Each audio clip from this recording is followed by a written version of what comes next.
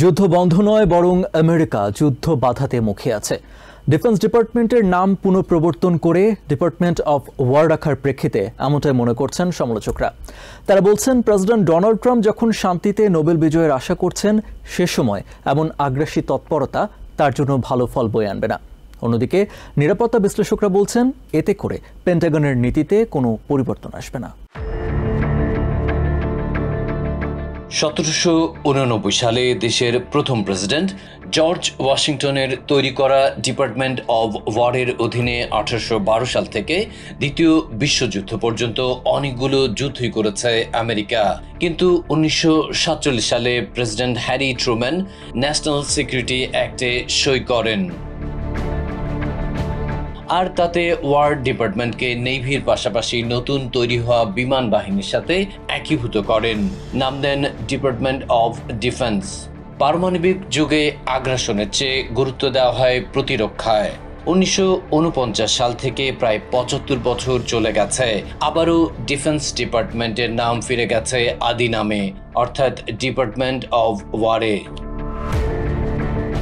শুক্রবার এক নির্বাহী আদেশে ডিপার্টমেন্ট অফ ডিফেন্সের নাম পরিবর্তন করে ডিপার্টমেন্ট অফ ওয়ার রাখলেন প্রেসিডেন্ট ডোনাল্ড ট্রাম্প। ওভাল অফিসের ওই অনুষ্ঠানে secretary of war Pete Hegseth বলেন, এই নাম পরিবর্তনের অনেক গুরুত্ব রয়েছে। এতে আমেরিকার যুদ্ধনীতিতে যেমন পরিবর্তন আসবে, তেমনি সেনাদের মনোবলও বৃদ্ধি পাবে। তার এই কথার প্রমাণ দিতে খুব দ্রুত কিছু ভিডিও প্রকাশ করা হয় পেন্টাগন থেকে, যেখানে ভীষণ উজ্জীবিতভাবে সেনাদের দেখানো হয়। অবশ্য নিরাপত্তা বিশ্লেষকদের অনেকেই বলছেন ভিন্ন কথা। তাদের মতে এতে পেন্টাগনের নীতিতে কোনো পরিবর্তন আসবে না, বলার ভঙ্গিটাই কেবল আক্রমণাত্মক। আবার কেউ কেউ বলছেন, যুদ্ধ নয় বরং আমেরিকা যুদ্ধ বাধাতে মুখে আছে। নাম পুনঃ প্রবর্তন করে ডিফেন্স অফ ওয়ার রাখার প্রেক্ষিতে এমনটাই মনে করছেন তারা। বলছেন, প্রেসিডেন্ট ট্রাম্প যখন শান্তিতে নোবেল বিজয়ের আশা করছেন, সে সময় এমন আগ্রাসী তৎপরতা তার জন্য ভালো ফল বয়ে আনবে না। ডেমোক্রেটিক আইন প্রণেতা এবং ভেটারানসরাও এমন উদ্যোগ ভালো চোখে দেখছেন না।